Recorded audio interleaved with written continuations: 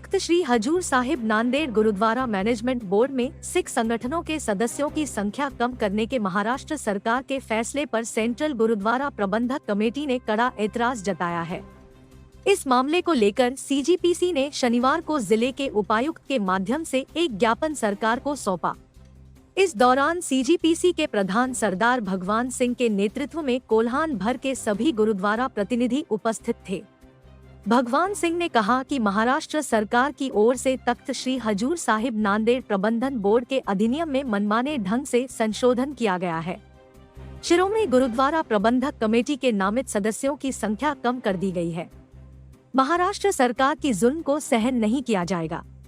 जबकि चेयरमैन सरदार शैलेंद्र सिंह ने भी कड़े शब्दों में सिख विरोधी फैसले की निंदा करते हुए कहा कि सिख पंथ किसी भी कीमत पर अपने पवित्र तीर्थ स्थलों की व्यवस्था में सरकारी हस्तक्षेप को बर्दाश्त नहीं कर सकता है।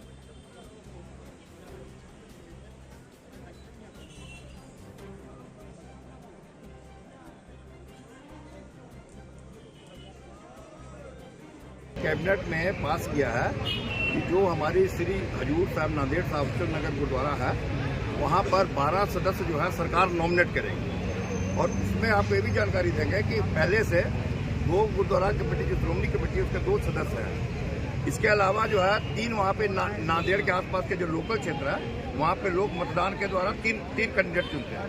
3 वो हुए, 2 हुए 5 और इनके हुए 12।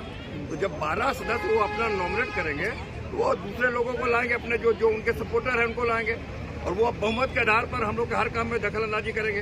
तो ये हम लोग किसी भी कीमत पर नहीं होना देना चाहते हैं।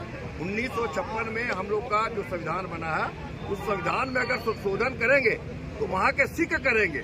केंद्र सरकार या झारखंड सरकार या महाराष्ट्र सरकार वो कौन होती है कि वो हम लोग का उसमें हस्तक्षेप करे।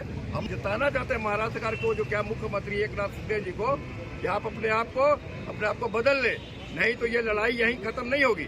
ये लड़ाई बरसत आपने देखा होगा किसान आंदोलन में लास्ट क्या हुआ। ये आंदोलन भी उसी प्रकार का रूप लेने वाला है।